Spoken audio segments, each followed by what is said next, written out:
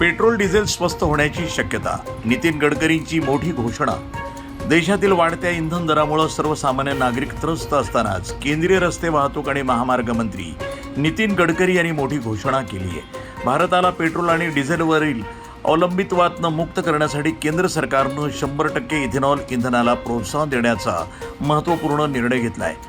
पुणे दौऱ्यानंतर नागपुरामध्ये पत्रकारांशी संवाद साधताना गडकरी यांनी सांगितलं की 100% इथेनॉल इंधनासंदर्भातील नियमांवर त्यांनी स्वाक्षरी केली असून अनेक वाहन उत्पादक कंपन्या फ्लेक्स फ्युएल वाहनांच्या निर्मितीकडे वेगानं वाटचाल करत आहेत.